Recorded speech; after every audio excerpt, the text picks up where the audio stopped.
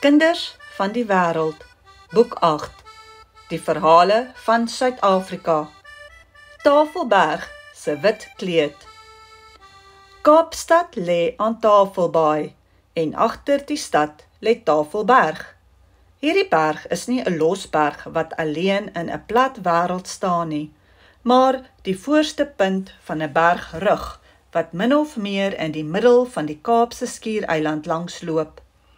As 'n mens uit Tafelbaai kyk, lyk dit of Tafelberg weerskante van hom 2 bergarms het. Die een regs word leeukop genoem, omdat dit lyk soos 'n leeu wat met die kop in die lug lê. Die arm links is Duiwelspiek. Wanneer die suidooste wind waai, lê daar 'n wolk op Tafelberg se kruin wat altyd vorentoe afval, maar nooit onderkom nie, omdat hy 'n entjie ondertoe verdwyn. Die mense van Kaapstad sê die wolk is Tafelberg se tafeldoek. Wanneer kinders vra waar die wolk vandaan kom, vertel hulle die verhaal wat hier volg. Teen die hange van Duiwelspiek het lank gelede die klein huisie van Donk gestaan. Soos sy vinger het hy daar alleen gewoon. Wanneer hy die slag afgegaan het na die baai, meestal vir 'n drinkparty of om drank te koop, het die mense wye draaie om hom geloop, veral die kinders. Vir so 'n reus van 'n man, wat daarby 'n besondere rooi gesig gehad het, moes 'n mens maar lig loop. Dieselfde ou van Donk was in sy jong dae die jagter van der Stel. So vertel die mense. Hulle sê hy het sommer tot by 'n leeu geloop en die geweer teen die ondier se kop gaan druk om te skiet. Maar later het almal gesê dat hy darm glad te lief vir sterk drank was. Dit kon nooit end uit goed gaan nie. En toe verdwyn hy uit die Kaap. Niemand kon raai waarheen nie. Die jare het gekom en gegaan. Net die huisie teen die berg het nog herinner aan die snaakse ou man wat eenmal daar gewoon het. Almal was seker hy was dood, al het niemand geweet waar nie. Maar daar kom op 'n dag 'n skip in die hawe, en wie sal daar aan wal stap? Van Donk, so deftig, dat almal oop mond staan en kyk. Oor die onderbaadjie van geblomde sy het hy 'n baadjie van swerige brokaat gedra met knope van robyne, om nie eens van die sybroek te praat nie. Die 2 kiste met sy goed was so swaar dat die slawe rus moes dra. Hulle kon sweer dit was vol juwele en goud en geld. Toe weet almal te vertel dat hy al die tyd op 'n rowerskip was en dat hy hom so ryk geroof het, maar niemand sou waag om dit vir hom te sê nie. Almal het hom te goed geken en almal het geweet van die lang, skerp mes aan sy sy en die hele ry silwer pistole in sy lyfband. So het die huisie teen die berg weer sy baas gekry. Stoksiel alleen het hy daar sy dae op die stoep deurgebring met sy vaatjie drank byderhand, sy verkyker langs hom en natuurlik die groot kalbaspyp om die hele lange liewe dag te sit en rook. Wanneer hy so aan onaangename dinge sit en dink, borrel die dampe so dik uit dat hy skoon daarachter verdwyn. So het die slawe gesê wat hy moes aanhou om in die tuintjie te werk en die paar beeste op te pas. Met geen mens het hy ooit gepraat nie. Wanneer hy na die baai gegaan het, was dit net om drank en tabak te koop, maar hy het altyd gesorg dat hy gaan wanneer daar geen skepe in die baai was nie. Hy het nie hawe toe gegaan om na die skepe te kyk nie. Nee, hy het liewer met sy verkyker daarbo van die berg af na hulle geloer. Soms het die ou sy dag op 'n plekkie hoog teen die berg gaan deurbring. Ure en ure kon hy daar sit en rook en kyk en droom. So het hy weer eendag met die groot sak tabak tussen sy bene gesit, reg vir die hele dag van lekker rook en drink. Toe hy 'n vreemdeling sien aankom, 'n lang, maar man in 'n pak van swart fluweel met 'n hoë swart hoed diep in die kop getrek. Hy het gemaak of hy hom nie sien nie en gehoop die man sou by hom verbystap. Maar nee, die man kom reg op hom af. "Goeiendag, meneer," groet hy ewe vriendelik. Van Donk brom so onderlangs en kyk daar ver oor die see. Aan die dik dampe sou iedereen kon sien hoe vies hy was, maar die vreemdeling steur hom min daaraan. "Ek wou ook hier 'n bietjie kom sit en rook en nou sien ek jou waarlik waar dat ek geen tabak saamgebring het nie. U het nie miskien vir my 'n stop nie?" sê die vreemde.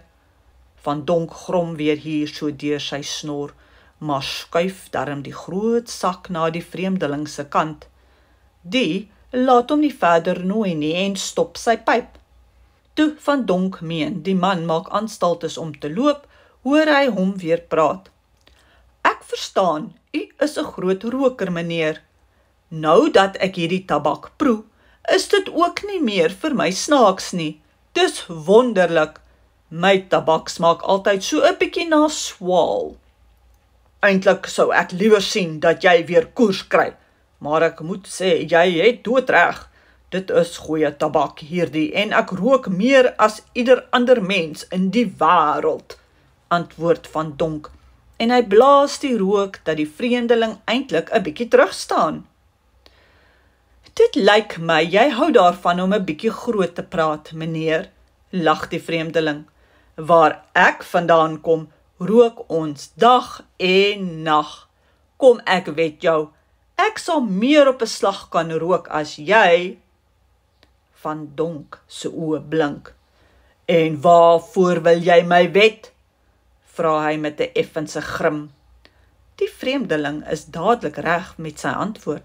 "Wen ek, kry ek jou siel. Wen jy, kry jy die koninkryke van die wêreld."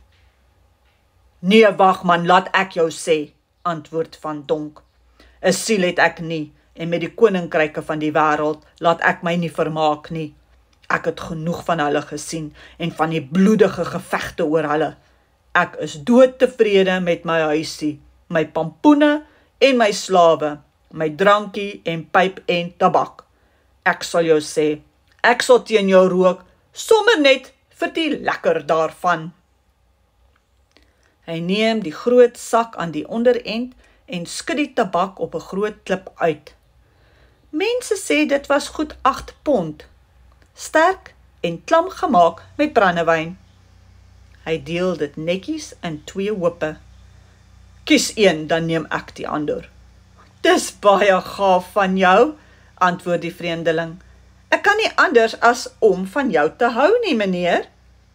"Ander mense het ook al van my gehou," spot Van Donk met homself.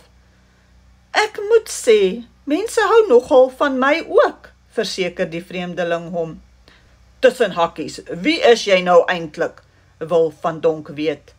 Die vreemdeling kyk hom so effens snaaks aan en antwoord lag. "Moet liewer nie vrae stel nie.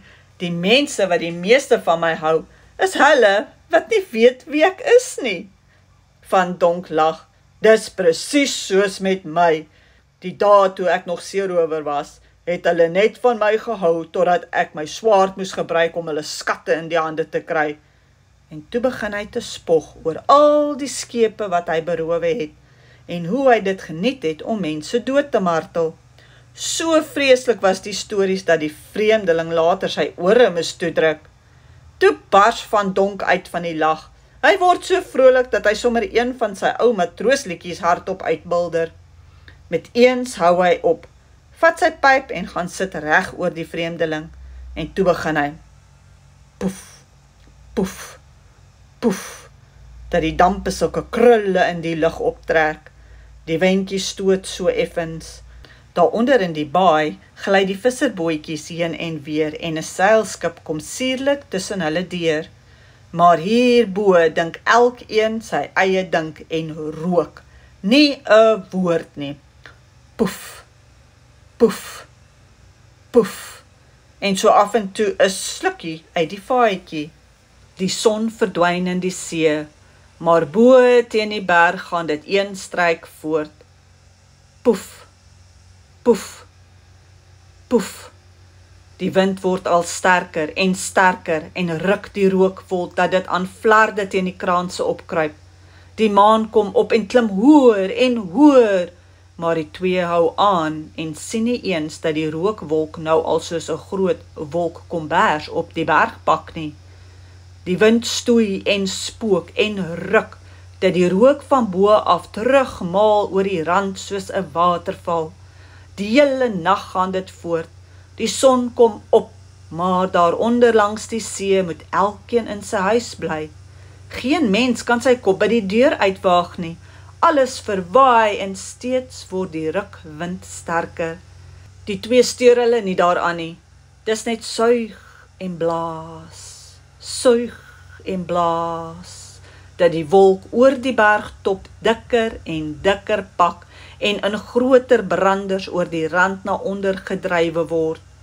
Van Donk se rooi gesig word nog rooier en blink al meer. Suig en blaas, suig en blaas, deur die dag, deur die nag. Die hoopies word al kleiner, die wolk al groter, die wind al sterker. Die arme mense daaronder vrees dat hulle enige oomblik met huis en goed en al in die see gewaai word. Van Donk kry nou 'n perskleur, maar hy suig soos een wat wie weet wanneer laas 'n ou pypie geproot. Skielik hoor hy 'n diep kreun langs hom en daar lê die vreemdeling op die grond so bleek soos 'n laken.